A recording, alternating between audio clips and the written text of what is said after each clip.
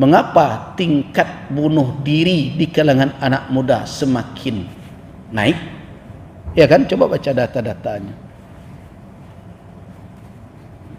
Karena mereka bukan orang-orang yang siap bertarung dengan kehidupan. Nah, bagaimana mengobati itu? Kamu itu punya ikhtiar, iya. Tetapi siapa yang akan mendapat apa? Di mana kamu akan bertemu apa? Kapan sesuatu akan tiba kepadamu? Itu tidak seluruhnya ditentukan oleh ikhtiar dan usahamu. Kenapa? Allah fa'alul lima yurid. Nah, kalau begitu kita menanamkan, berarti anak-anak ini memiliki landasan keimanan yang kuat. Dia harus berikhtiar, tetapi yang akan diterimanya apa? Yang telah menjadi jatahnya dalam kehidupan yang telah ditentukan oleh Allah Subhanahu wa taala. Walaupun jauh jatah itu akan datang kepadanya. Walaupun dekat darinya, kalau bukan jadi jatahnya, tidak akan bisa dijangkaunya. Begitu.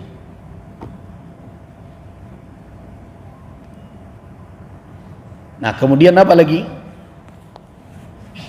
Ayat berikutnya, ya bunayya aqimus salah wa'mur bil ma'ruf wanha 'anil munkar wasbir 'ala ma asabak. Nah, ini adalah terapi atau petunjuk agar menjadikan generasi bermental baja.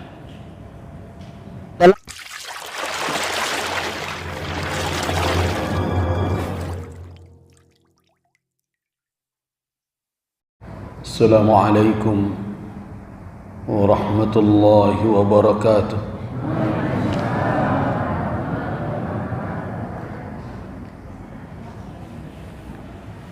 Alhamdulillahilladzi arsala rasulahu hadiyan ila siratihil mustaqim faja'alahu rahmatan lil alamin wa sirajan munira في ظلمات الشرك والكفر والله يهدي من يشاء إلى صراط مستقيم. أشهد أن لا إله إلا الله وحده لا شريك له وأشهد أن محمدا عبده ورسوله لا نبي ولا رسول بعده. اللهم صل وسلم على عبدك ورسولك وحبيبك محمد وعلى آله وأصحابه والتابعين وتابع التابعين ومن تبعهم بإحسان إلى يوم الدين. أما بعد. عباد الله, Bapak-bapak dan ibu-ibu majelis kajian fikih keluarga rahimana wa rahimakumullah, melanjutkan pembahasan kita pada pekan yang lalu tentang bagaimana Al-Quranul Karim memberikan taujihat, arahan kepada orang tua untuk menjalankan tugas dalam tarbiyatul aulad atau pendidikan anak, yang merupakan konsekuensi yang harus dipikul dari buah pernikahan ketika Allah Subhanahu wa taala menganugerahi kita keturunan. Tanggung jawab yang berat itu tidak bisa menggeleng lagi dan tidak ada pilihan. Pilihannya hanya satu, yaitu harus menyandangnya dengan tanggung jawab penuh. Dan itu akan diminta nanti pertanggungjawabannya di sisi Allah Subhanahu wa taala. Bagi seorang laki-laki yang menjadi ayah dan suami, sudah diingatkan oleh Nabi sallallahu alaihi wasallam, ar-rajulu ra'in fi ahlihi. Seorang laki-laki merupakan seorang yang memikul tugas riayah menjaga, memelihara, membina dan mendidik terhadap keluarganya. Begitu juga wal mar'atu ra'iyatun fi baiti zawjiha.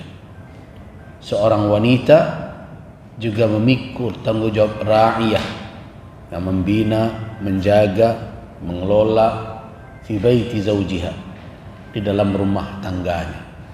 Berarti dua tugas ini bukan tugas yang bisa ditolak lagi. Nah, itu makanya saya katakan ini adalah konsekuensi dari pernikahan. Jadi anak-anak muda yang akan menikah itu mestinya sudah dia fahami. Jangan nanti setelah lahir tanggung jawab itu baru mengeluh. Sama dengan orang yang mencari jabatan hari ini, setelah tahu dia beratnya memikul tanggung jawab baru mengeluh kemana-mana, curhat pula kepada rakyat. Saya sering mendengarkan kadang pemimpin berfikir begitu, dia tidak tidur siang malam, dia tidak cukup istirahat, nah mengeluh pula kepada orang. Inilah karena memimpin rakyat saya tidak istirahat, saya kurang apa. Kalau begitu bicara kan mudah saja. Kenapa Anda milih dulu ikut dulu? Bapak yang minta tanggung jawab itu, ya pikullah akibatnya itu. Di hari ini banyak pemimpin cengeng. Kenapa? Karena mungkin dulu tidak dibayangkannya bahwa resiko dari memikul jabatan itu begini. Nah, kalau hari ini dia mengeluh kiri dan kanan, itu pemimpin yang tidak matang namanya. Seharusnya ketika dia antarkan dirinya untuk meminta jabatan, menyuruh orang untuk memilihnya, dia sudah tahu konsekuensi yang akan dipikulnya. Kurang tidurnya, mungkin tidak nyaman waktu istirahatnya, yang mau bagaimana lagi, itu pilihan. Nah, begitu juga di dalam berumah tangga. Ketika kita melangkah untuk berumah tangga, sudah mesti terbayang oleh seseorang, dia harus bisa memprediksikan apa yang akan menjadi tanggung jawab dia ke depan. Nah, inilah yang kita khawatirkan, rumah tangga baru yang tidak siap. Nanti bayang dehnya adalah sanangnya saja, sepertinya hidup ini mendatar saja, padahal akan ada konsekuensi, akan ada tanggung jawab. Nah, di antara konsekuensi berumah tangga jika Allah memberikan anugerah keturunan adalah tarbiyatuhum, mendidik mereka. Nah, inilah yang ditegaskan oleh Nabi sallallahu alaihi wasallam dalam hadis beliau itu, kullukum ra'in wa kullukum mas'ulun an ra'iyatihi. Setiap kamu itu adalah ra'in. Ra'in itu adalah maknanya pembina, penjaga, yang senantiasa melakukan pengawasan, perlindungan terhadap siapa? Seorang laki-laki terhadap keluarganya, fi ahli bait, fi ahli. Terhadap wanita, apa tanggung jawabnya? Ada di dalam fi baiti zawjiha, di dalam rumah tangga suaminya. Nah, inilah konsekuensi dari pernikahan. Jadi sebelum menikah dan di dalam sekarang BP4 itu nasihat pernikahan, hal seperti itu harus ditekankan betul kepada rumah tangga yang akan dibangun itu, anak-anak muda yang siap untuk membangun rumah tangga, supaya mereka sadar bahwa mereka akan menghadapi suatu konsekuensi tanggung jawab yang tidak ringan, bukan untuk menakut-nakuti, tetapi agar mereka bisa mempersiapkan diri untuk itu. Nah, jemaah rahimakumullah, pada pertemuan yang lalu kita telah memberikan beberapa catatan tentang namuzad, bagaimana model pendidikan tarbiyatul aulad, pendidikan anak di dalam petunjuk Al-Quran dan Sunnah.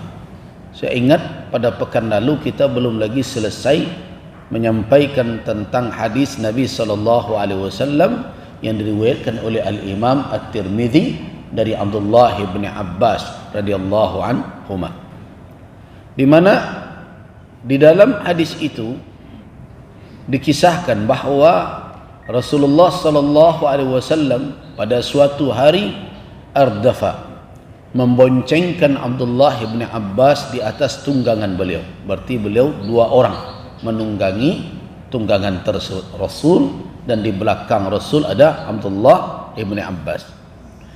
Kemudian dalam suasana yang santai seperti itu, tidak kaku, tidak dibuat-buat. Jadi pendidikan yang dijalankan oleh Rasulullah itu adalah pendidikan yang alami. Jadi tidak formality. Selama ini kita cenderung terikat dengan formalitas.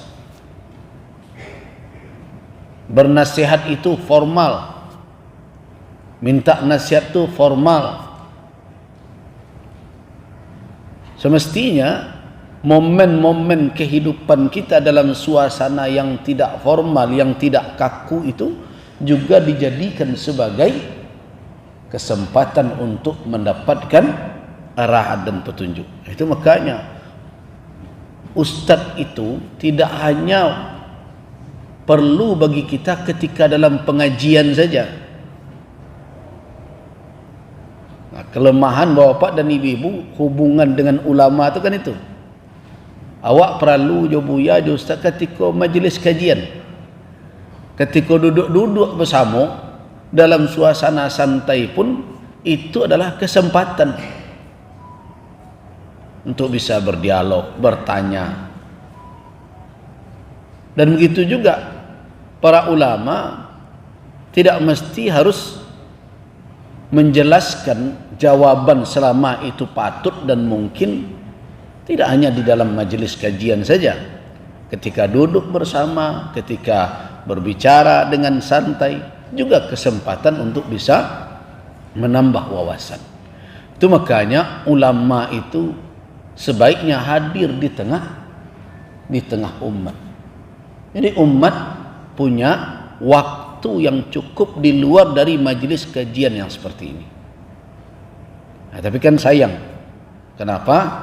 Karena kedua ini tidak berjalan hari ini.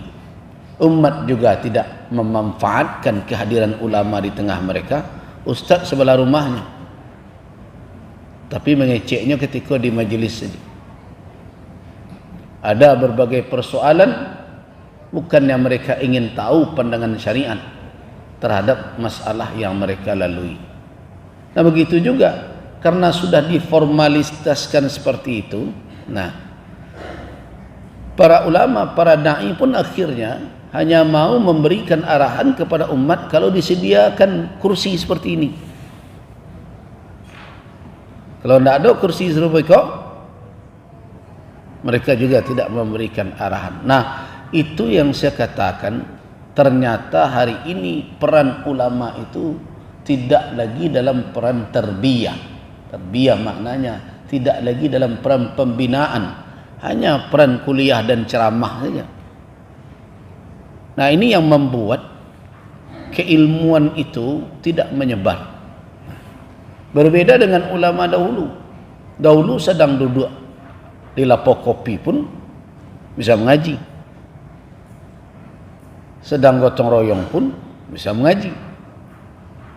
Hari ini harus diformalkan semua. Baru kita dapat kajian. Nah ini pola yang seperti ini sudah harus berubah.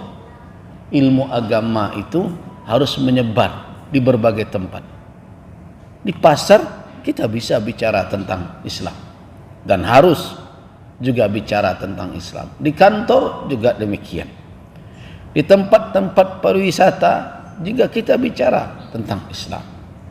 Jadi tidak ada salahnya di saat kita bersama kita saling bertukar fikiran sehingga kita dapat petunjuk yang bernas tentang kehidupan kita dari syariat.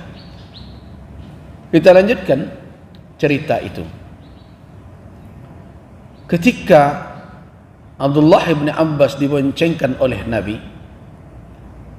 Rasulullah sallallahu alaihi wasallam berkata kepada Ibnu Abbas, "Ya ghulam, wahai nak, ya ghulam, wahai nak, u'allimuka kalimatin, aku ajarkan kepada engkau beberapa patah kata. Sambil berjalan tunggangan itu Nabi berbicara dengan Ibnu Abbas, "U'allimuka kalimatin." Saya ajarkan kepada engkau beberapa kata, beberapa patah kata. Yang pertama, ihfazillah yahfazka. Peliharalah Allah, Allah akan memelihara engkau. Kemudian ihfazillah tajidhu tujahak. Peliharalah Allah, engkau akan temukan Allah di hadapanmu. Nah, ini yang saya katakan.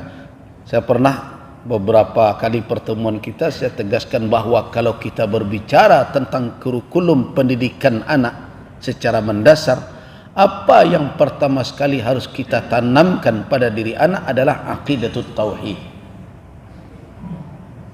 Aqidah at-tauhid. Nah, itulah yang dipraktekkan oleh Nabi. Dari sanalah kita mengambil kesimpulan tadi. Beliau mengajarkan ihfazillah, peliharalah Allah, Allah akan memelihara engkau. Bagaimana cara memelihara Allah? Memelihara Allah itu setidaknya ada dalam 3 cara. Yang pertama adalah ihfaz zikrah. Peliharalah senantiasa engkau zikir, mengingatnya, menyebutnya dengan lisanmu, dengan pujianmu, dengan tasbihmu, dengan tahmidmu, dengan takbirmu. Itu memelihara Allah. Artinya senantiasa lidahmu berzikir. Itu yang ditanyakan oleh sahabat kepada Nabi sallallahu alaihi wasallam, "Ya Rasulullah, berikan saya suatu petunjuk atasabbas yang akan saya pegang teguh sampai akhir hayat saya." Apa jawaban Nabi? "La yazalu lisanuka ratban bidzikrillah." Hendaklah lisan engkau itu senantiasa basah berzikir, mengingat Allah Subhanahu wa taala. Jadi makna ihfazillah yang pertama, memelihara Allah yang pertama adalah zikr. Zikir. Menyebutnya dengan ta'zim, dengan tasbih, dengan tahmid. Nah, bagaimana mengimplementasikan ini untuk anak-anak? Bagaimana mengimplementasikannya? Yaitu menunjukkan mereka azkar fil munasabat, menunjukkan mereka kalimat-kalimat thayyibah, zikir-zikir yang semestinya mereka baca dalam situasi-situasi khusus yang telah ada petunjuk di dalam syarak. Sebelum makan baca apa? Nah, kita itu perlu untuk anak-anak yang baru tumbuh dita'wid, ta'widul lisan. Dibiasakan lisan mereka seperti itu. Lihat Nabi sallallahu alaihi wasallam ketika anak-anak makan di hadapan beliau. Bapak dan ibu bayangkan kalau anak-anak makan tu anak ketujuh dijangkaunya, bapacu dan barabui. Tapi apa kata Nabi memberi nasihat? Samillah. Yang mau makan, ingat ya, baca bismillah, sebut nama Allah. Setelah itu wa kul mimma yalik, dan makanlah apa yang ada di dekat engkau. Jangan menjangkau ujung sana dan ujung sini. Begitu Rasul sallallahu alaihi wasallam memberikan pendidikan. Artinya apa? Sudah saatnya kita dengan anak kita, dengan cucu kita terus mengingatkan bahwa di dalam Islam ada munasabat, ada keadaan-keadaan tertentu, kondisi-kondisi khusus yang petunjuk syariat hadir mengingatkan orang yang ikut, yang ada dalam situasi itu untuk senantiasa berzikir. Ketika akan tidur ada zikirnya, ketika bangun tidur ada doanya, ketika tersentak bangun di malam hari ada kalimat yang diucapkan, ketika masuk masjid ada doanya, ada zikirnya, keluar masjid. Nah, itu dari mana dimulai? Dimulai semenjak mereka awal tumbuh ibarat baraim ya, tunas. Dari situlah latihan itu dimulai. Nah, tetapi sayang, kadang sebagian pendidikan kita lebih mengutamakan bernyanyi dibandingkan dengan zikir-zikir yang seperti itu. Nah, itu mesti harus dikawal oleh orang tua. Tidak hanya sekedar acara seremonial ketika di taman kanak-kanak. Nah, sayangnya orang tua kok ndak lu apa doa-doa itu masalahnya. Ambo khawatir tadi. Awak dek takaja, mudah-mudahan tadi dek takaja dek hujan ya. Masuk musajid saja mungkin banyak ndak membaca doa. Ndak mengamalkan adab masuk ke rumah Allah. Bahkan sampai sudah dewasa pun tidak tahu adab itu. Saya heran jamaah haji yang sering jadi catatan saya itu. Jamaah haji kalau mau masuk masjid, mungkin karena tidak menjadi amalan selama ini, sampai di Masjidil Haram itu lucu-lucu jamaah ini. Ada yang buka buku dulu, berdoa dia di pintu masjid itu. Nah, di hari-hari aja ada orang Arab. Untung lah tidak mengerti bahasa Arab. Sampai ada kecen, oi kau dak pintu apa ang tu sampai begitu juga ngecek tu. Karena lah babari wak sadonya. Ada orang Indonesia sangko kau orang berdoa aja amin je kan. Padahal apakah memang begitu adabnya? Apakah harus berdiri di pintu itu menyelesaikan doa masuk masjid? Ya tidak. Tentu yang dianjurkan adalah masuk dengan kaki kanan, kemudian membaca mulai dari sana. Mau selesainya sampai di tempat kita berdiri solat, ya silakan. A'udzubillahil azim wa biwajhihil karim wa sultanihil qadim minasyaitonir rajim. Ya sambil berjalan, bukan berarti berdiri di pintu itu nanti antri pula orang setengah kilo ke sana menunggu kita selesai. Nah, kenapa hal seperti itu terjadi? Karena memang selama ini semenjak kecil tidak dilatih, sehingga tidak faham bagaimana kaifiat berzikir masuk ke masjid itu. Gitu juga betapa banyak kita yang naik kendaraan, apa memang kita membaca doanya, zikirnya. Rasulullah sallallahu alaihi wasallam apabila naik dan duduk di atas kendaraan bertakbir 3 kali, Allahu akbar, Allahu akbar, Allahu akbar. Kemudian beliau baca subhanalladzi sakhkhara lana hadza wa ma kunna lahu muqrinin wa inna ila rabbina lamunqalibun. Allahumma inna nas'aluka fi safarina hadza albirra wat taqwa wa min al-amali ma tarda. Allahumma hawwin alaina safarana hadza wa atwi anna bu'dah. Allahumma anta as-sahibu fi as-safari wal khalifatu fil ahli. Allahumma inni a'udzubika min wa'sa'i as-safar wa ka'abatil manzar wa su'il munqalabi fil mali wal ahd. Saya khawatir kalau diuji satu masjid pengajian walaupun hadir majlis ta'lim setiap pekan, tabligh akbar setiap bulan, tapi entahlah sampai separuh dan apa doa itu tenda.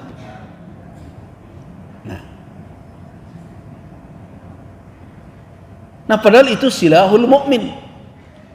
Itu senjata orang yang beriman. Sehingga kita faham kenapa Nabi mengatakan ihfazillah tajidhu tujahak. Pada kalimat keduanya apa kata Nabi kepada Ibnu Abbas? Ihfazillah, peliharalah Allah, engkau temukan Allah tujahak. Engkau temukan Allah di hadapanmu. Apa maknanya? Dalam setiap momentum, dalam setiap keadaan kamu akan tetap merasa dipantau oleh Allah, berada bersamanya. Kenapa? Karena setiap keadaan itu kita selalu mengingat. Nah, jadi tugas kita adalah bagaimana menguatkan pendidikan yang seperti tadi, yaitu melatih anak-anak kita menjaga Allah dalam makna berzikir, terutama di mana? Dalam situasi-situasi, keadaan-keadaan yang telah ada petunjuk syariat, tiba ada petunjuk syariat untuk kita berzikir mengingatnya. Nah, kalau kita mau jujur evaluasi, kan terbalik ke awak jadinya. Kami pun tak bisa. Nah, mudah-mudahan ini memacu kita pula untuk menambah wawasan kita. Yang kedua, makna ihfazillah adalah ihfaz awamirahu wa nawahiyah. Jagalah perintah dan larangannya. Di dalam setiap langkah kehidupan, jangan abaikan perintah Allah. Artinya, jangan langgar apa yang dia suruh. Kerjakan apa yang dia suruh. Dan jagalah larangannya, jangan sampai diperbuat. Artinya, kerjakan perintah Allah dan tinggalkan larangannya. Jadi makna menjaga Allah yang kedua apa? Patuhi, suruh dan tegahnya. Ana disuruh kakok, ana ditegahan tinggalkan. Itu makna ihfazillah yang kedua. Dan yang ketiga, makna ihfazillah adalah ta'zim, menghadirkan azamah, keagungan Allah Subhanahu wa taala dalam qalbu. Nah, anak-anak perlu dididik untuk ini. Kenapa? Supaya mereka jangan mudah terpesona dengan apa yang dilihat. Jangan mudah terseret dengan bujuk rayuan.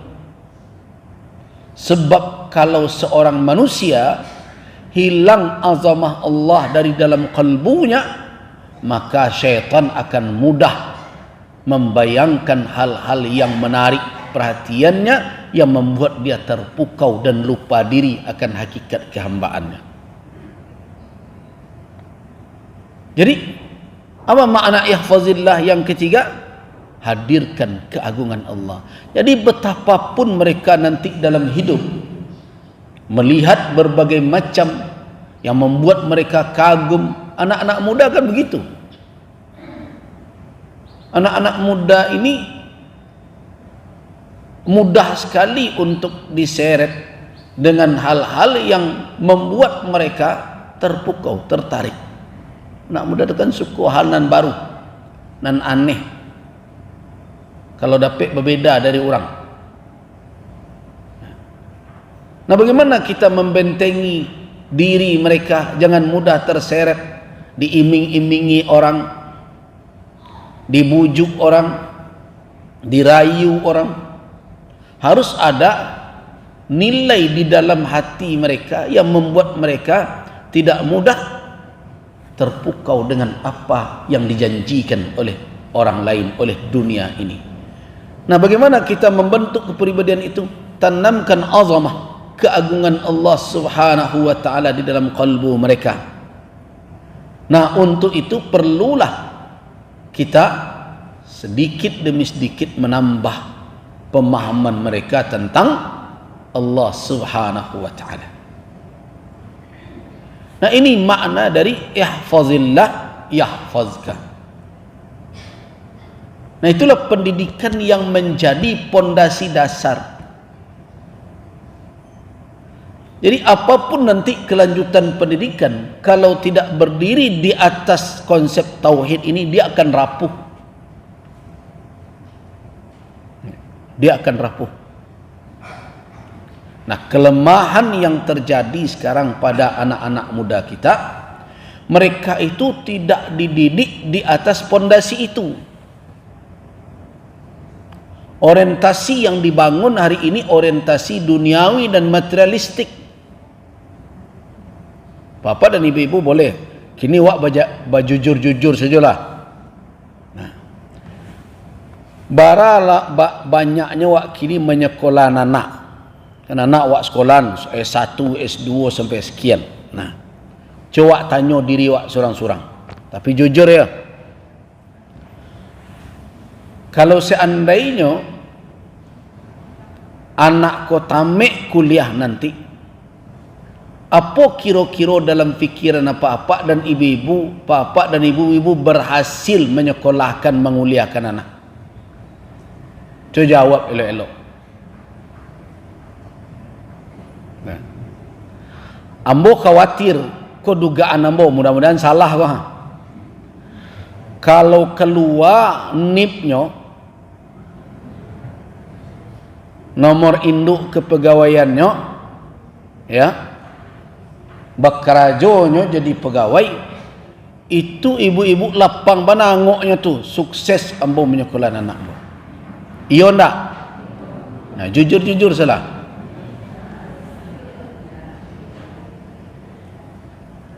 Nah, itulah orientasi wak kini.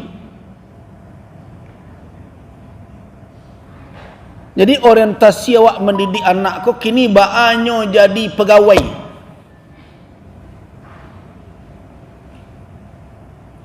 Nah, orang Minangkabau di sekolah titik masalah yang mendasar kau.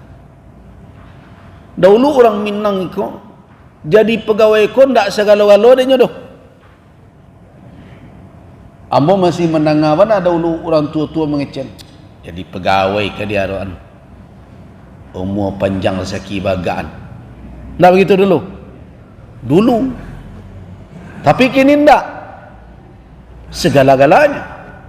Di kalau ada anak yang dikuliahkan sampai sarjana kemudian tidak mendapatkan pekerjaan tetap menjadi pegawai pemerintahan, seolah-olah kita itu tidak berhasil mendidik mereka.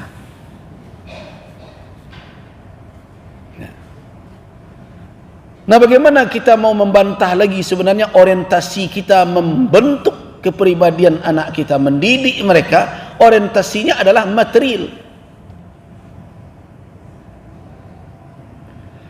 Jadi kalau ada orang bertanya kini bamang kok Minangkabau tidak lagi melahirkan pengusaha-pengusaha handal, tidak lagi banyak melahirkan tokoh-tokoh dalam berbagai bidang, karena nyoba pacu kecil itu saja kini. Kalau dulu tidak, menjadi pengusaha yang sukses itu lebih tinggi dulu dibandingkan hanya jadi pegawai negeri. Kenapa? Ini pegawai orang suruhan. Kalau jadi pengusaha jadi bos, itu dulu. Orang Minang pun karakternya sejak dulu kan pantang disuruh orang. Karena itu mencari pegawai orang Minangkabau dulu ya, itu sulit itu. Nya 3 bulan nama patuhnya tuh. Bulan yang kampeknya barang keluar dari kadai kau. Perlu meja cik di muka kadai itu nyatagaan. Bangkitlah mereka jadi pengusaha-pengusaha. Kenapa? Ndak keselamo awak jadi anak buah orang, diperintah orang. Suatu saat awak harus jadi bos lo walaupun anggota orang. Nah, begitu mereka berfikir. Nah, walaupun itu dari aspek duniawi juga, tapi setidaknya mereka punya kepribadian yang lebih.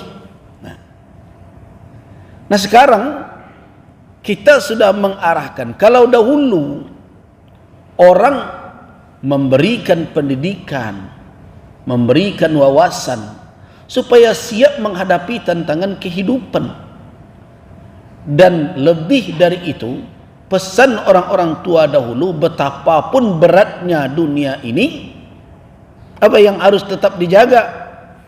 Jangan pernah meninggalkan kewajiban kepada Allah Subhanahu wa taala. Tu makanya orang tua-tua awak dulu kalau orang anak pai merantau apa sanyo baan kapai idu eyuang sembayang jangan tinggal ndak. Nang kerajojek dan dipabuat. Nah, dah ada guna orang tu dicari dah kalau sensaro di akhirat. Tu makanya tradisi merantau Minangkabau itu dahulu sebelum berangkat meninggalkan kampung, orang tua akan meminta orang tadi untuk menurut 2 orang. Yang pertama mamaknya untuk minta nasihat kehidupan, yang kedua buya untuk meminta petunjuk dalam perjalanan. Nah, jadi orientasi yang seperti itu hilang sedikit demi sedikit. Orang sudah mengarahkan pendidikan hanya kepada tujuan-tujuan jangka pendek. Itu seperti tadi. Sehingga banyak bapak-bapak dan ibu-ibu yang merasa gagal menyekolahkan anak kalau anak tidak bisa jadi pegawai.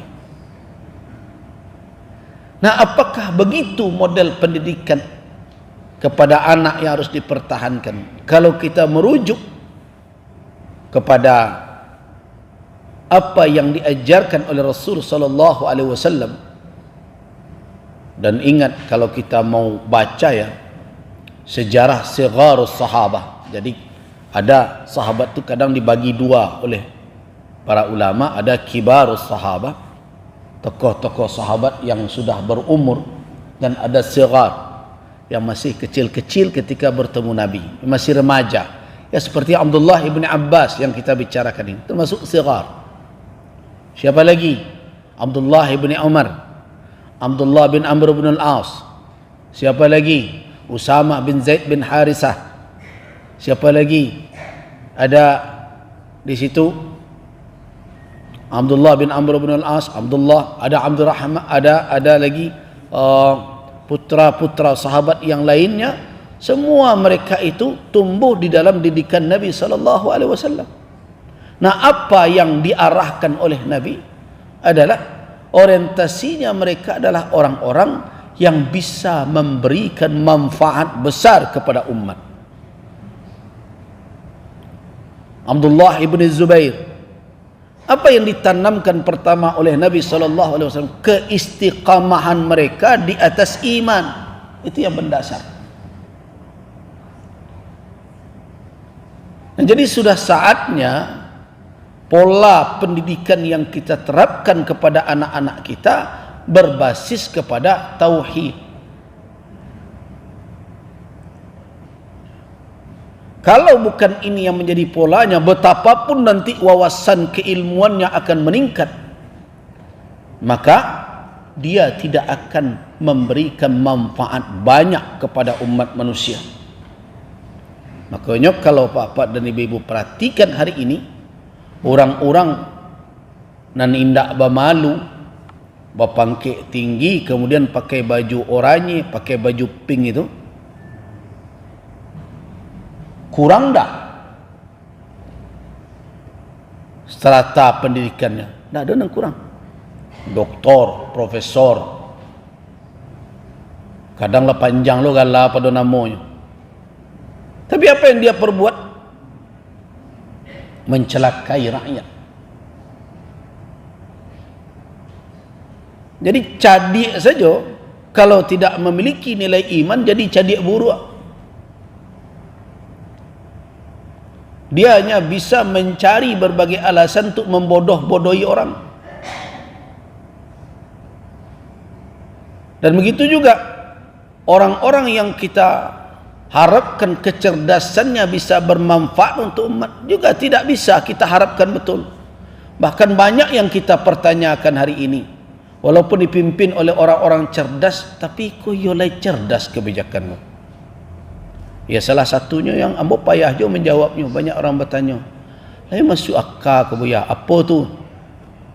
Itu orang ke disuruh memimpin kadai, tapi disuruh bari-bari memasik senjata. Iyalah, apalah hubungannya kah? Nah, tapi itu terjadi. Oh, kalau kemajuan disiplin itu tidak seperlu sampai mati 5 orang belum. Nah, tapi itu dibela oleh orang-orang yang cara berfikir, kalau kita lihat dari strata pendidikannya hebat-hebat. Profesor, doktor. Termasuk juga kebijakan-kebijakan MBG dan berbagai macam. Pusing wak pemikirannya. Kesianan jadi desainernya.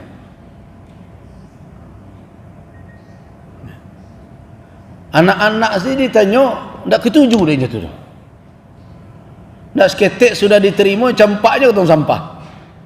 Tapi kecik dan bapak-bapak yang terhormat, yang hebat-hebat itu, ini sangat berguna. Penting. Nah, mengapa kebijakan-kebijakan seperti itu bisa lahir? Jangan dikatakan itu keluar dari orang-orang dari sisi strata keilmuan, itu orang-orang yang kurang, tidak.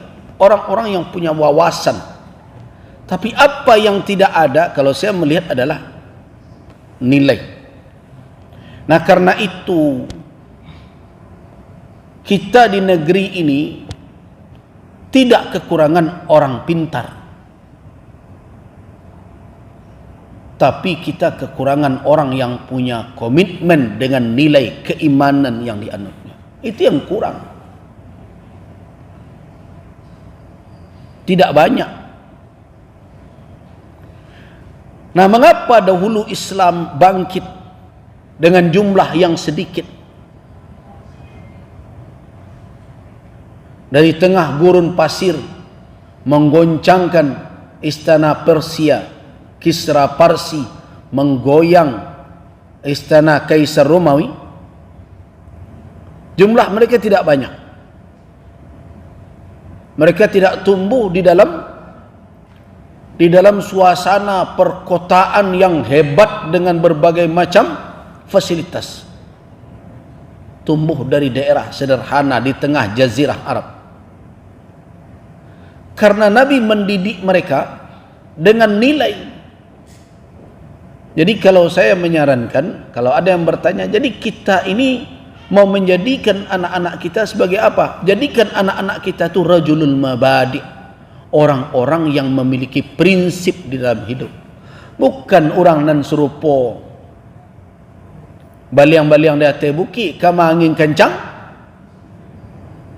Jadilah, bentuklah generasi yang memiliki prinsip. Nah, tidak bisa diago. Nah, tugas kita lah orang tua menjadikan anak-anak muda kita hari ini adalah anak-anak yang memiliki prinsip di dalam hidup. Prinsipnya itu tegak di atas apa? Di atas iman. Nah, kalau kita tidak bisa melahirkan generasi seperti itu, kita tidak bisa berharap perubahan. Ini akan berjalan begini terus nih. Mari kita lihat sebagai contoh lain, beralih kita dari hadis Ibnu Abbas kepada cara Luqmanul Hakim mendidik anak. Dalam surat Luqman, Luqman ini para ulama ikhtilaf dalam menentukan statusnya. Apakah beliau ini nabi atau bukan nabi? Sebagian ulama mengatakan Luqman adalah nabi. Sebagian lagi mengatakan dia abdun salih, hamba yang saleh. Sebagaimana juga Khidir yang diperdebatkan oleh ulama tentang nubuwah kenabiannya.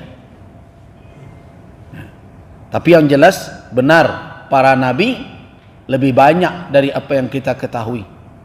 Bahkan para rasul lebih dibandingkan dari yang wajib kita imani. Apa dalilnya? Ada suatu hadis yang diriwayatkan dari Rasul sallallahu alaihi wasallam tentang keutamaan Masjid Khaif. Tahu Masjid Khaif? Yaitu masjid yang ada di Mina, tempat pelontaran jamrah Aqabah jamaah haji. Itu ada masjid di situ, Masjid Khaif. Tapi tentu dahulu tidak bangunan seperti itu, tapi tempat Nabi SAW di situ berkemah. Kemudian di bekas kemah Nabi itu, tempat itu dibangun masjid kemudian. Tapi yang jelas itu adalah tempat peristirahatan, tempat menetapnya orang-orang yang menunaikan ibadah haji bahkan sebelum Islam. Nah, di situ dipilih oleh Nabi. Kenapa dipilih oleh Nabi? Di antara keutamaannya adalah shalla fi hadzal masjidi aksar min 70 nabiyyah. Pernah salat di tempat ini lebih dari 70 para nabi. Nah, itu menunjukkan bahwa nabi dan rasul lebih banyak. Itu dalilnya. Nah, dan di dalam Al-Qur'anul Karim ada juga nabi-nabi yang disebut oleh Al-Quran tapi kita tidak tahu siapa mereka. Seperti lihat kasus Bani Israel datang kepada nabi mereka untuk ditunjuk pemimpin, ib'as lana malika. Akhirnya nabi itu membawa pesan dari Allah bahwa Allah mengutus Talut. Jadi kisah Talut dan Jalut ya sebagai pemimpin. Nah, itu nabinya siapa? Wallahu alam. Ada mengatakan nabinya Daniel ini, wallahu alam. Tapi kenapa yang kita imani hanya 25 yang wajib? Karena yang 25 itulah yang ja'a dzikru asma'ihim, yang tersebut nama mereka di dalam Al-Qur'anul Karim. Nah, karena tersebut nama mereka, makanya itulah yang wajib diimani. Kenapa? Karena iman harus tegak di atas kabar yang yakin. Jadi kalau ada nabi tidak disebutkan namanya, kita yakini ada nabi, tetapi kita tidak bisa mengimaninya siapa dia. Kenapa? Karena Al-Quran tidak datang menyebutkan siapa nabi tersebut. Jadi makanya kenapa 25 nabi dan rasul yang wajib diimani? Karena 25 itulah yang datang penyebutan namanya, ada penyebutan nama di dalam Al-Quranul Karim. Semenjak Adam alaihissalam sampai kepada Rasulullah Muhammad sallallahu alaihi wasallam sebagai khatamul anbiya wal mursalin. Nah, jadi terlepas dari itu, mari kita lihat Luqman. Apa yang diajarkan oleh Luqman, yang diwahyukan oleh Allah Subhanahu wa taala kepada nabi kita sebagai model bagaimana pembinaan pendidikan anak, bisa kita lihat di dalam ayat 12 surat Luqman itu.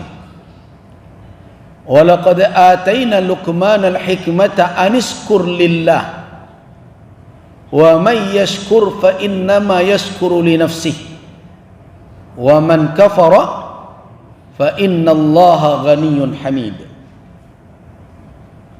Sesungguhnya kami telah memberikan kepada Luqman al-hikmah.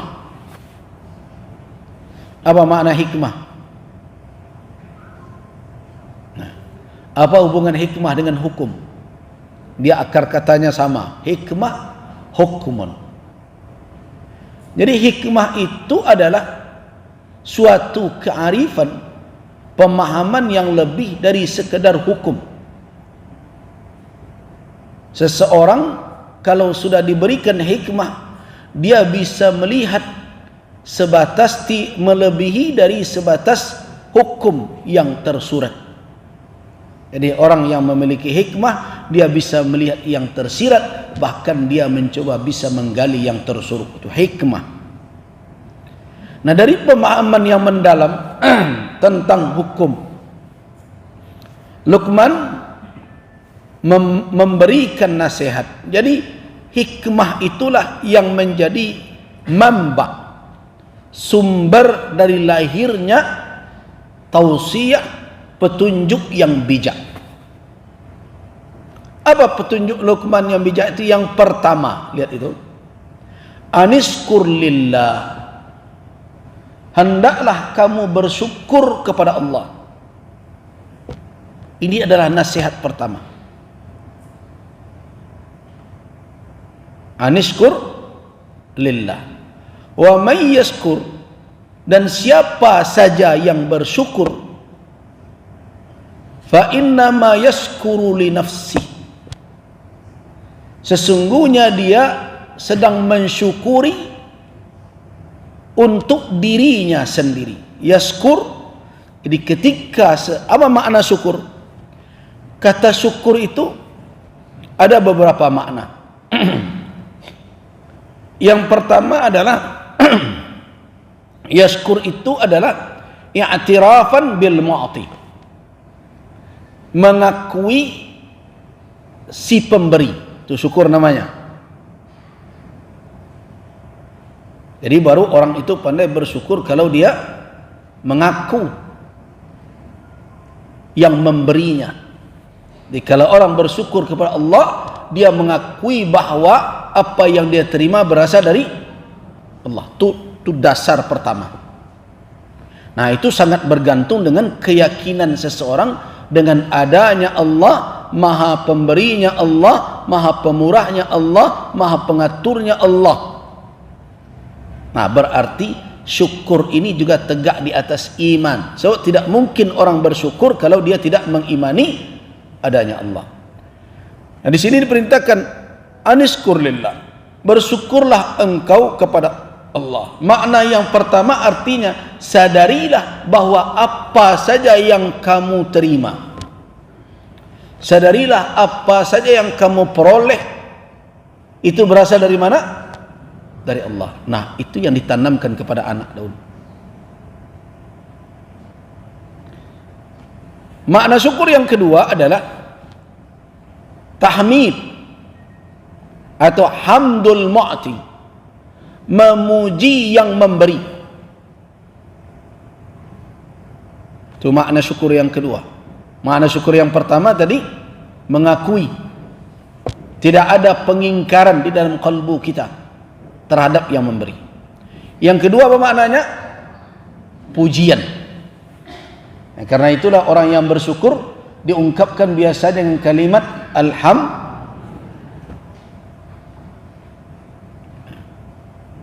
Sudah dua makna syukur di situ.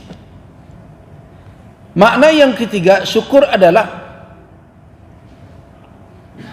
mempergunakan pemberian itu sesuai dengan maksud yang memberi.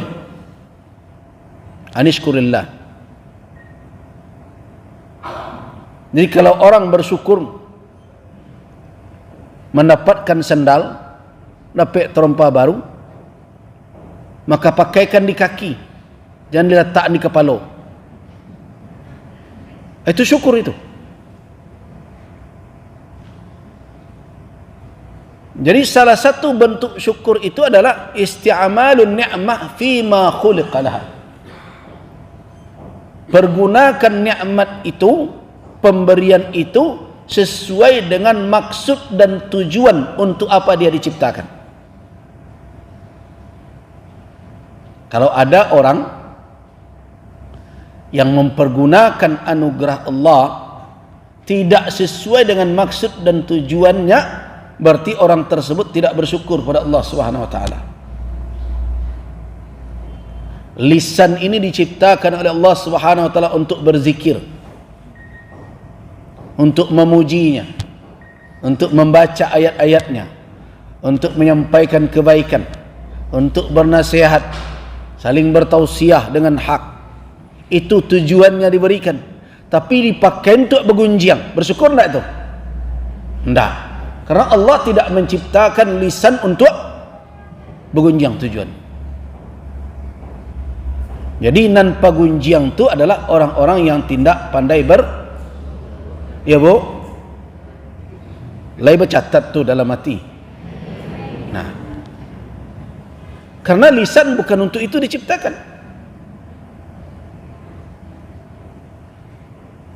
Apalagi mata. Mata itu diciptakan untuk memandang alam semesta agar kita mendapatkan apa? Mendapatkan tambahan keimanan, bukan untuk memperturutkan syahwat. Nah, kalau orang mempergunakan mata bukan untuk tujuan, berarti dia tidak bersyukur. Nah, kenapa manusia ini sedikit kali yang bersyukur? Kenapa? Allah katakan qalilan minhum, sedikit dari mereka yang pandai bersyukur. Karena mayoritas nikmat yang diberikan oleh Allah ini dipergunakan lebih banyak oleh manusia bukan untuk tujuan utama, bukan tujuan untuk apa diciptakan. Itu makanya qalilan minkum, sedikit sekali di antara kalian yang pandai bersyukur. Kenapa? Karena nikmat Allah sudah kita pakai banyak untuk hal-hal yang tidak menjadi tujuan penciptaan. Kalau kita mau merenung, orang yang berbuat dosa itu memakai apa? Kan memakai nikmat Allah kan? Coba bayangkan, orang yang mabuk, rezeki, uang, apakah Allah memberikan uang, harta kepada dia untuk minum minuman keras? Tidak mungkin. Apalagi kesempatan, kesehatan, kekuatan, semua itu anugerah Allah. Coba bayangkan manusia menerima nikmat tapi dia durhakai dengan nikmat itu pemberi nikmat. Jahatnya manusia. Ini kalau dicampakkan ke dalam neraka, bawa bisa mengecekkan. Apa yang bisa kita katakan? Iyalah, lah dia tahnya ini terima, itu pada ditulis. Sekian banyak anugerah yang diberikan, bukannya dipakaikannya untuk maksud dari anugerah itu, malah dia pakai untuk mendurhakai zat yang maha memberikan. Jadi bagaimana syukur yang ketiga adalah pergunakan nikmat sesuai dengan apa dia, untuk apa dia diciptakan, sesuai dengan maksudnya. Yang keempat apa? Maknanya adalah ayyujaziyah. Dia coba membalasi. Dia imbali apa yang telah dia terima itu. Dia imbali. Nah, itu makanya bersyukur kepada manusia, berterima kasih, salah satu caranya adalah kalau orang memberi, awak cuba pula bahagia. Apa kata Nabi sallallahu alaihi wasallam? Apabila ada orang memberikan sesuatu kepada kamu, fakafi'hu, kan kita Nabi, imbali dia. Fa in lam tukafi'hu, kalau kamu tidak bisa mengimbalinya atau membalas yang seimbang dengan pemberiannya, fad'u lahu, doakan dia. Begitu kata Nabi. Artinya salah satu bentuk syukur itu adalah mukafaah. Kita coba untuk membalasi. Nah, coba lihat ayat ini. Kembali ke ayat surah Luqman tadi, ayat 12. Aniskur lillah, hendaklah kamu bersyukur kepada Allah. Wa may yashkur fa innama yashkuru li nafsi. Nah, siapa yang bersyukur kepada Allah, sebenarnya pada hakikatnya dia sedang bersyukur untuk siapa? Bukan untuk Allah, tapi kembali kepada dirinya. Kenapa? Karena Allah tidak mengharapkan imbalan. Allah ghaniyun. Nah, coba lihat penutup ayat. Perhatikan yang ada Al-Quranul Karim. Sebenarnya kalau mengaji ini lebih baik Al-Quran kita perhatikan. Nah, kenapa dikatakan yaskuru li nafsi? Orang itu sedang bersyukur, syukur itu kembali kepada dirinya. Karena di sini perintahnya syukurlah kepada Allah. Tadi syukur ada 4 kan makna. Yang pertama adalah mengakui siapa yang memberi, yaitu Allah Subhanahu wa taala. Yang kedua, memuji yang memberi. Yang ketiga, mempergunakan pemberian sesuai dengan maksud yang memberi. Yang keempat, nah, kalau kepada manusia bisa berlaku keempatnya. Kan kepada manusia kita juga bersyukur juga, yang kita sebut berterima kasih itu. Maka di dalam hadis dikatakan man lam yaskurin nas lam yaskurillah. Siapa yang tidak bersyukur kepada manusia, dia tidak bersyukur kepada Allah. Apa maknanya? Keempatnya bisa berlaku. Kita akui kebaikan orang kepada kita, yang pertama. Yang kedua, kita katakan kalimat yang baik kepada orang yang memberi. Yang ketiga, kita pergunakan pemberian orang sesuai dengan maksud yang dia tuju. Dan yang keempat, kita usaha membalasinya. Tapi kepada Allah Subhanahu wa taala, apa yang akan kita balasi? Allah tidak butuh dengan kita. Nah, Allah tidak butuh. Apa dalilnya tidak butuh? Tuh penutup ayat. Fa innallaha ghaniyun. Apa makna ghani? Nah, bahasa terjemahnya kaya. Tapi kalau maknanya, pemahamannya apa? Laisa lahul hajah. Dia tidak berhajat dengan apapun dan dengan siapapun.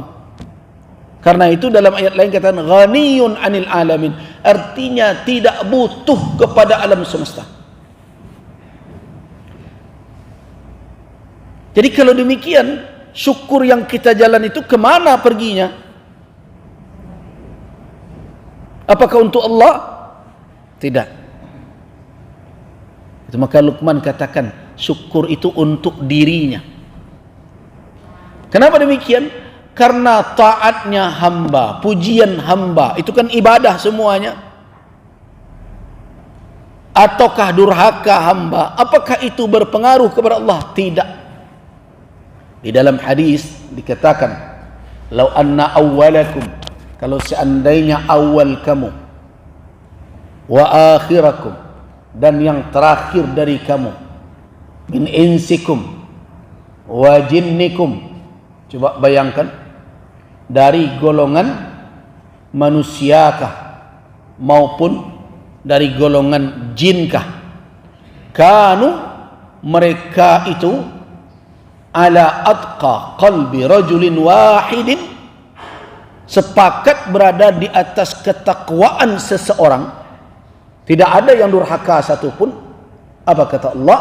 Ma zada dzalika fi mulki syai'a, tidak akan menambah hal yang seperti itu kepada kekuasaanku sedikit pun, kata Allah. Jadi samo taat seorang kok sadonya kok tidak akan menambah kekuasaan Allah. Begitu juga sebaliknya, lau anna awwalakum wa akhirakum, seandainya awal kamu, akhir kamu, dari awal sampai terakhir, min insikum, dari golongan manusiakah sampai golongan jinkah, wa jinnikum, kanu ala afjari qalbi rajulin wahid, mereka sepakat sama-sama fujur, sama-sama durhaka saja, tidak ada yang berbeda, sama-sama durhaka. Ma naqasa dzalika, hal itu tidak akan mengurangi sedikit pun memiliki syai'a, kekuasaanku. Artinya innama hiya a'malukum, berarti apa yang kita lakukan itu amal kita. Untuk siapa? Bukan untuk Allah manfaatnya, faedahnya, tapi kembali kepada dirimu sendiri. Nah, itu yang diingatkan oleh Nabi sallallahu alaihi wasallam dalam hadis yang diriwayatkan oleh Al-Imam Muslim, hadis sahih dari Abu Dzar Al-Ghifari, hadis qudsi. Nah, kembali kita ke ayat tadi, berarti nasihat Luqman kepada anaknya, bersyukurlah engkau kepada Allah. Siapa saja yang bersyukur, sesungguhnya syukurnya itu kembali kepada dirinya sendiri. Nah, ini adalah materi pendidikan Luqman. Di atas apa materi itu tegak? Tentu di atas iman. Artinya apa? Ibadahkah? Akhlakkah? Atau apapun keilmuan yang akan dibangun, sikap dan perilaku yang akan dibangun pada diri anak-anak kita, tidak akan kokoh berdirinya kalau dia tidak tegak di atas fondasi iman, tauhid. Nah, itulah dalilnya kenapa berulang kali saya katakan, kalau kita mau menyusun kurikulum terbiyatul aulad, maka tegakkanlah berbagai kurikulum yang kita buat itu di atas landasan tauhid, landasan iman. Nah, kemudian berikutnya apa? Yang kedua, ayat, kalau kita baca ayat itu terus, ayat 13 itu menjelaskan betapa pentingnya ketauhidan. Makanya dibandingkan oleh Allah di sini, setelah iman, setelah dengan Allah, kepada siapa manusia ini biasanya bergantung? Pada orang tuanya.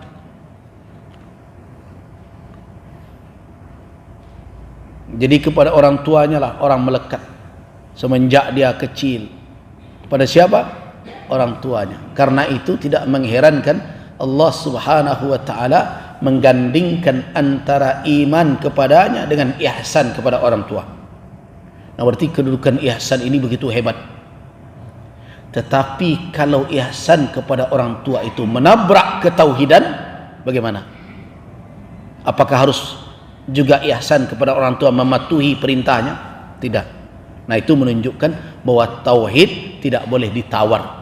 Walaupun yang menyuruh itu orang tua sekalipun, tapi arahnya adalah merusak ketauhidan, fala tuti'huma, jangan kamu taati keduanya.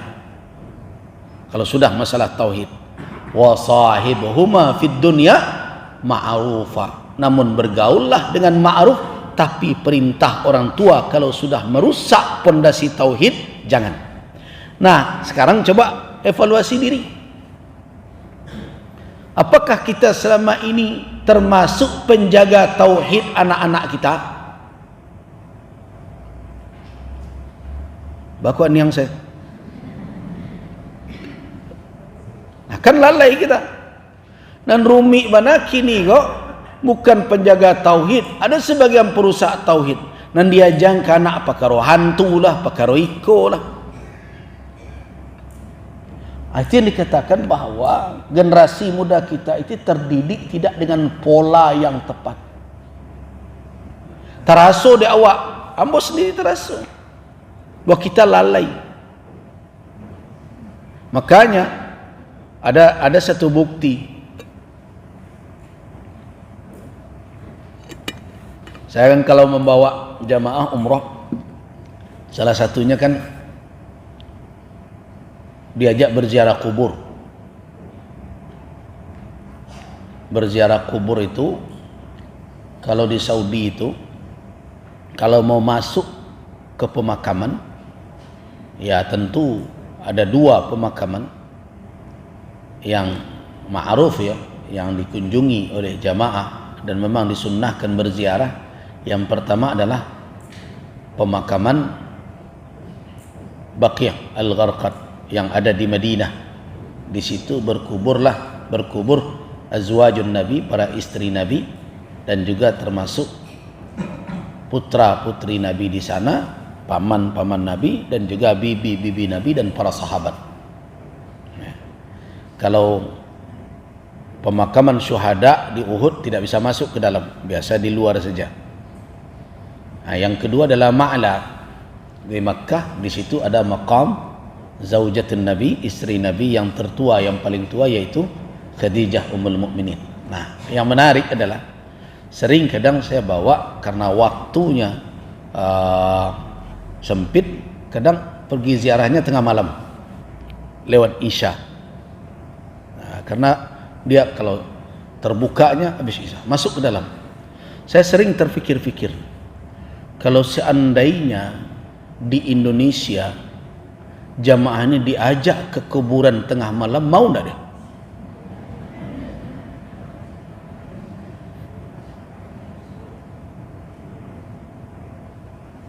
Tapi ketika di sana diajak ke kuburan tengah malam, santai saja. Kalau di Indonesia, jangankan ke kuburan, lalu di samping kubur saja, lain perasaan. Iya kan? Nah, coba sempat enggak kita merenung? Bagaimana model itu suasana batin orang? Nah, itu adalah pendidikan itu. Dibentuk oleh berbagai cerita yang berkembang semenjak kecil kita. Nah, di atas itulah kita tumbuh. Di atas itulah kita tumbuh. Itulah yang membentuk pola pikir kita, rasa kita, sehingga yang tampak kalau kubur di sini ini, yang nampak adalah angkernya, ngerinya. Nah, ketika sampai di sana enggak, karena tidak terbentuk di atas itu. Nah, itu pengaruh tanpa disadari. Jadi cerita hantu-hantu, cerita roh-roh gentayangan, di atas itulah pendidikan, pembentukan nilai-nilai keyakinan dari generasi kita itu.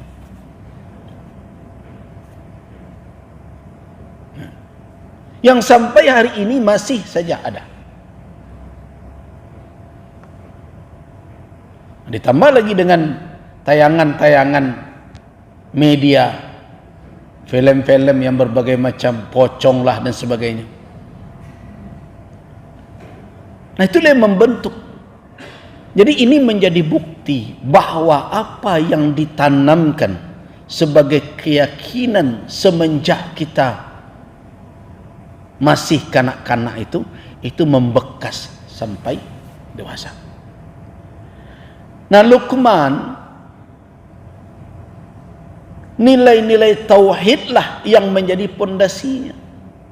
Sehingga ketika anak tadi tumbuh di atas nilai itu, dia siap untuk menjalankan tugas-tugas kehambaan dia.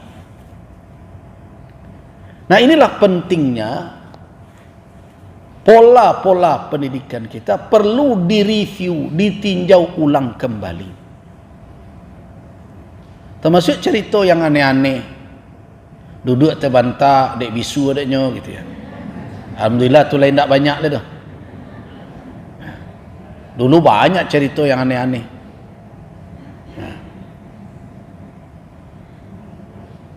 Dengan berbagai cara, lalu kaya tu siang hari tersapo dia berbagai macam. Hal-hal seperti itu sudah harus dibersihkan. Yang diajarkan kepada anak-anak adalah kekuatan iman, ketauhidan. Nah, untuk itulah orang tua perlu terus memantau. Sekolah hanya memberikan sebagian maklumat. Jadi tidak bisa mengandalkan sekolah. Kenapa?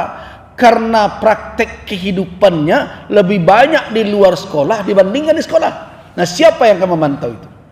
Itu makanya saya sering mengatakan ketika banyak yang bertanya, jadi kami tugas wanita ini apa tidak boleh berkarir? Boleh. Tetapi betapapun karir seorang wanita hebatnya, itu bukanlah tugas utamanya. Tugas utamanya adalah rumah tangganya. Mau bagaimana lagi? Selagi kita beriman bahwa wanita ini nanti akan ditanya tentang apa yang terjadi di rumah tangganya, dalam hadis itu, mas'ulatun,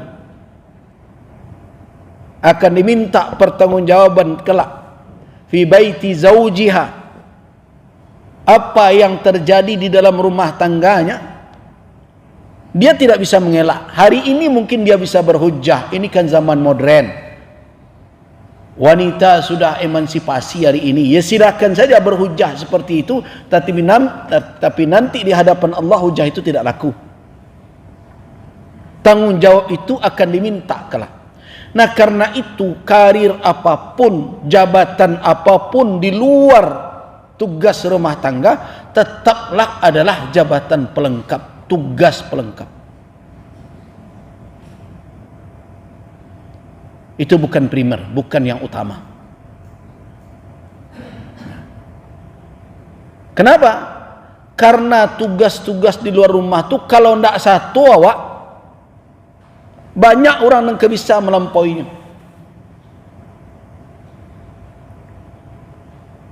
Diingat ya ibu-ibu, ndak ikut nah ibu-ibu misalnya jadi anggota ikut ada anggota itu, banyak ndak orang yang bisa menggantian? Banyak. Tapi lain nama digantian orang di rumah tangga awak, coba nunjuk siapa lain nama. Ndak bisa. Ya, ada posisi yang tidak bisa digantikan orang. Ada posisi yang orang berebut di situ. Jangan dikatakan kalau ndak di ambo ndak selesai, malah banyak tuh nama si duduk itu di ruangan orang, mudah-mudahan kan ada orang tuh bilolnya kejatuh ambo lo sinan lagi. Jadi peran utamanya, nah apa tugas utamanya adalah muraqabah. Nah, itu dikatakan ra'iyatun itu. Riayah itu apa yang dimaksud dengan riayah? Kalau kita kembali kepada hadis, kullukum ra'in wa kullukum mas'ulun an ra'iyatihi. Setiap kamu adalah ra'in. Orang sering mengartikan pemimpin. Nah, tapi kalau kita mau tahu apa makna riayah, ra'a yar'a, yang pertama adalah muraqabah, pengawasan. Tidak ada arti riayah tanpa pengawasan. Yang kedua apa? Adalah takwim, meluruskan yang keliru, mengembalikan yang salah kepada yang benar. Itu tugas riayah itu. Kemudian apa lagi? Tugas riayah itu adalah termasuk di dalamnya adalah punishment, reward, memberikan imbalan yang baik kepada orang yang berbuat kebaikan. Itu bagian dari riayah. Kemudian apa lagi? Menghambat segala yang buruk yang akan merusak yang datang dari luar. Itu riayah. Sama aja orang kebalo, penggembala kan? Penggembala itu apa yang dia lakukan? Mengawasi. Tak mungkin orang menggembala tak diawasinya gembalonya. Kemudian apa lagi? Kalau ada yang tersesat, dia cari, dia kembalikan ke kawanannya. Itu riayah. Kemudian apa lagi? Kalau yang patuh, yang taat, lihat. Kalau orang mengembalakan kambing, yang patuh dia pergi makan. Senang. Yang tidak kadang dihukumnya. Kemudian apa lagi? Menjaga, jangan diganggu oleh yang lain. Serigala apa saja. Itu riayah. Nah sekarang kalau dikatakan dalam hadis sahih, dalam sahih Imam Al-Bukhari dan sahih Muslim itu, hadis dari Abdullah bin Umar, yang berulang kali dibaca oleh para da'i di mimbar itu, kullukum ra'in wa kullukum mas'ulun an ra'iyatihi, al-amiru aw rajulu ra'in wa huwa mas'ulun an ra'iyatihi, al-imamu ra'in, pemimpin ra'in, wa huwa mas'ulun an ra'iyatihi, ar-rajul fi ahlihi ra'in, seorang laki-laki di dalam rumah tangganya, di tengah keluarganya, dalam keluarga adalah ra'in, sebagai ra'in pula. Wa mas'ul, dia ditanya, diminta pertanggungjawaban tentang ra'iyati yang dia riayahkan. Wal mar'atu fi baiti zawjiha, wanita di rumah tangga suaminya, ra'iyatun, adalah ra'iyah, wa hiya mas'ulatun, dia diminta pertanggungjawaban an ra'iyatiha. Hadis sahih itu ada dalam Bukhari Muslim dari Abdullah ibn Umar. Nah, sekarang kalau kita yakini itu sebagai petunjuk Nabi SAW, apa makna ra'iyah? Nah, itu yang saya katakan ada 4 makna tadi. Yang pertama muraqabah, pengawasan. Yang kedua apa? Mengembalikan yang keliru dan sesek jalan ke jalan yang benar. Yang ketiga apa? Memberikan reward atau punishment, yaitu orang-orang atau yang berada di dalam penjagaannya itu yang benar, dia berikan imbalan yang baik. Yang salah, dia hukum dalam batasan yang wajar. Yang terakhir, yang keempat apa? Melindunginya, menjaganya dari apa? Dari segala hal yang akan merusaknya. Nah, itu tugas ibu-ibu di dalam rumah tangga. Jadi memasak itu bahagian dari tugas riayah.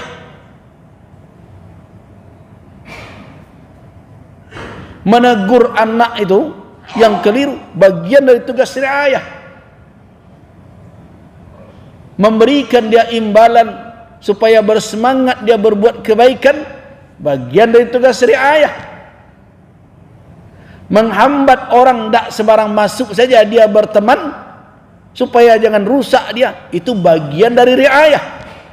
memantau perkembangannya bagian dari riayah. Nah, kira-kira tugas itu dijalankan atau tidak? Nah, kalau lalai kita selama ini, kemudian terjadilah generasi seperti sekarang. Siapa yang disalahan lain? Tentu balik kawak surang. Nah, tapi dia itu penanggung jawab utamanya tidak bisa lo apa-apa mailah. Karena yang menjadi mudirnya, yang menjadi manajernya, yang menata seluruh itu, walaupun awak tidak ada di rumah, tapi bukan berarti kita bisa cuci tangan. Itu kan ada maknya tuh, tidak bisa begitu. Sebab dalam hadis itu dikatakan warrajulu fi ahlihi, seorang laki-laki di dalam keluarganya ra'in. Di atas tanggung jawab itu. Itu makanya saya katakan berulang kali kepada wanita-wanita yang sibuk dengan emansipasi berbagai macam, kenapa dahulu di dalam Islam tidak ada gerakan-gerakan seperti itu? Karena kedudukan itu di dalam Islam bukan prestisius. Karena itu tidak ada diperebutkan orang. Mengapa memperebutkan kerajaan? Jadi menjadi kepala rumah tangga itu bukan pangkat prestisius, tapi itu beban tanggung jawab. Itu makanya wanita dulu tidak iri dengan posisi laki-laki sebagai kepala rumah tangga. Kenapa? Itu beban itu. Mengapa dahulu wanita tidak iri ketika laki-laki banyak hadir di syura, di majlis syura sebagai ahlul halli wal aqdi, sebagai wakil masyarakat menyampaikan pendapat? Kenapa wanita dulu tidak iri? Karena dahulu konsep falsafah jabatan itu dahulu adalah tanggung jawab. Sekarang jabatan itu cuan piti masuk. Itu masalahnya sekarang. Itu persoalannya. Jadi kita jangan terseret pula dengan perdebatan orang barat mengatakan, "Oh, ini adalah wanita modern, harus berpikir kita setara." Itu cerita mereka aja tuh. Karena berdiri di atas falsafah maddiyah, falsafah materialisme. Mereka melihat jabatan-jabatan itu sebagai apa? Peluang untuk mendapatkan materi berlimpah ruah. Itu makanya diperebutkan. Tapi kalau memandang jabatan itu sebagai tanggung jawab yang kelak akan menjadi penyesalan di hari kiamat, siapa nak namu berabu di situ? Dah ada orang namu. Itu makanya Abu Bakar As-Siddiq ketika diadu orang je Umar bin Al-Khattab, "Hei Abu Bakar, kok berani-beraninya Umar menyobek, mencabik surat engkau? Ini engkau yang jadi khalifah atau Umar?" Kata Abu Bakar, "Kalau nak iyo biarlah inyo saja. Ambo dia tidak usah." Gitu. Kenapa? Kenapa tidak mau berebut? Untuk apa memperebutkan sesuatu yang kalau kita lalai menjadi penyesalan yang tidak ada gunanya kelak di akhirat? Makanya saya ingatkan kawan-kawan kan datang. Ini sebentar lagi Musda MUI Sumatera Barat mengatakan, "Buya, siapa ganti Buya?" Entahlah, cuma mudah satu doh siapa Sarah. Nah, tapi ambo cuma mengecek, menghimbau, dah usahlah diperabuikan. Barik tanggung jawab. Baban hendak tak piku nanti di akhirat. Ambo nala merasun betul bariknya. Kini juga semakin berat. Dahulu ketika menjadi ketua MUI yang kedua di Sumberiko, kalau bukan karena menghargai almarhum Buya Profesor Dr. Amir Syarifuddin Lasuri ambo gojo. Enggak satu ambo tadi. Tapi karena beliau nak mengecekkan jangan suruh lolai. Beliau itu kan ada dua momen sebelum itu yang membuat saya tidak bisa menolak. Yang pertama, beliau kecewa ketika ambo mundur dari dosen. Beliau tidak suka, bakok mundur loh. Nah, dari dosen saya mundur karena perkara cadar itu. Nah, beliau katakan jangan mundur loh lagi. Tak bisa ada pak, bahaya kambo. Ambo tahu yang dirancang orang ingin merusak modal dakwahmu. Modal dakwahmu dah kepercayaan umat. Nah, setelah itu berikutnya yang kedua, labas selesai doktor Alun lepa, selesai lah itu. Nah, saya usahakan selesai. Nah, katanya, ini biasanya ibu beliau tahu itu, selesai saja jadi saya doktor, beliau tanda tangani, bahkan dipegangkan tangan beliau untuk menandatangani disertasi saya itu, tanda selesai. Habis itu beliau tidak mau membimbing orang lagi. Jadi mungkin saya adalah doktor terakhir, murid beliau yang terakhir yang beliau bimbing. Nah, beliau mengatakan jangan mundur, tidak saatnya. Kalau bukan karena itu saya tidak mau lagi.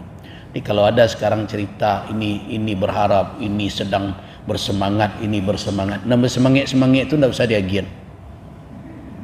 Diagian seorang nan takwi. Orang nan takwi memikul jabatan kau dapat itu nan diagian. Tapi kalau nan iyo entah apa nan keditujunya sesudah itu.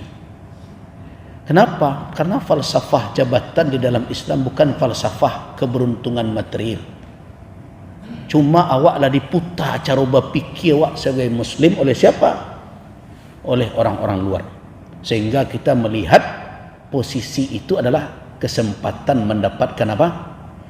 Materi. Nah, jadi karena itu tugas wanita melakukan riayah itu tugas yang melekat sampai ke hari akhir. Itu yang ingatkan ibu-ibu. Tapi di atas itu tugas untuk mempertanggungjawabkan seluruh, termasuk berjalan atau tidaknya tugas ibu-ibu ada beberapa apa. Jadi jangan dikecekkan. Oh tidak, itu kan emaknya tidak bisa pak. Bapak yang bertanggung jawab dipucuk di tengah ahlun keluarga itu. Tanggung jawab. Dijalankan atau tidak oleh anak tugas, dijalankan atau tidak oleh istri. Siapa yang bertanggung jawab di situ? Rajul, kepala keluarga. Nah, berarti itu bukan jabatan prestisius, tapi itu amanah yang berat. Nah, karena itu saya ajak kita semua untuk bisa mengevaluasi kembali tugas-tugas riayah kita. Tugas-tugas riayah kita yang 4 tadi. Nah, dengan berjalannya tugas itu, baru nilai-nilai pendidikan seperti yang diajarkan oleh Luqman kepada anak itu bisa berjalan. Terakhir, kita lanjutkan ayat 16 sedikit lagi. Dengan apa? Ya bunayya, in taku misqala habbatin min khardalin fatakum fi sakhratin aw fi samawati aw fil ardi ya'ti biha Allah. Innallaha latifun khabir. Di sini Luqman mengajarkan bahwa kehidupan ini tidak dibiarkan berjalan begitu saja, tapi ada yang maha mengaturnya, yang telah menentukan jalan kehidupan itu dan tertulis di sisinya, dan dia maha mampu menjalankan konsep itu, yaitu Allah. Jadi anak akan ditanamkan ke anak awak. Yang kedua adalah yakinkan kepada mereka bahwa hidup itu ada aturan dan yang mengaturnya. Jadi bukan berjalan begitu saja.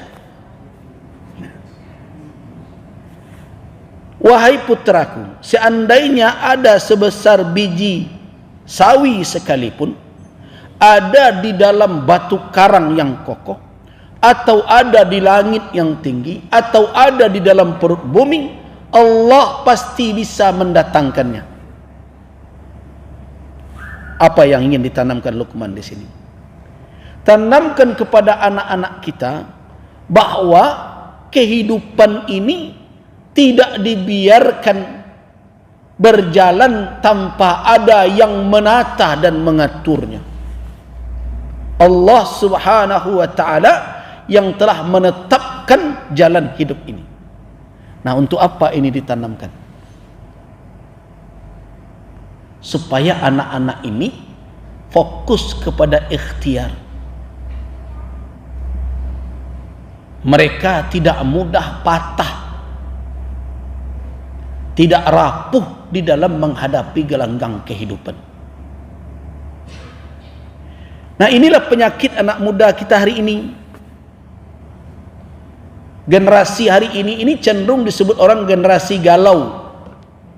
Seketik saya terbentur, galau nih. Nah, kenapa? Karena kalau tertumbuk biduk mereka menganggap seolah-olah kehidupan kau lah berakhir.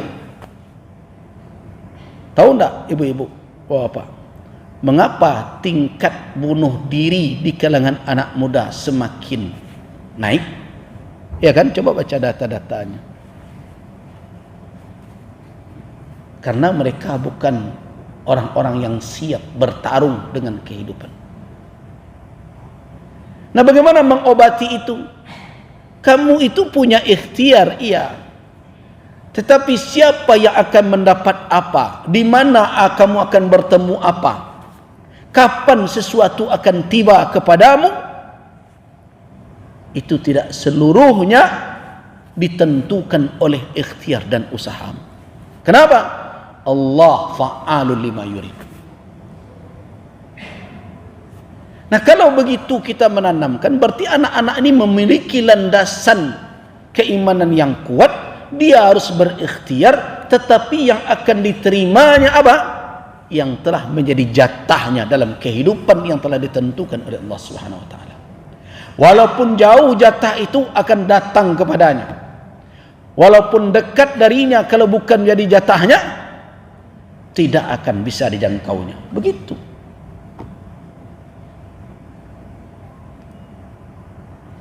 Nah, kemudian apa lagi? Ayat berikutnya, ya bunayya aqimus salah wa'mur bil ma'ruf wanha 'anil munkar wasbir 'ala ma asabak. Nah, ini adalah terapi atau petunjuk agar menjadikan generasi bermental baja. Inna dzalika min azmil umur. Itu merupakan perkara-perkara yang harus menjadi tekad kuat, menjadi niat yang tidak boleh ditawar. Apa itu? Salat, amar ma'ruf nahi munkar, ketiga sabar.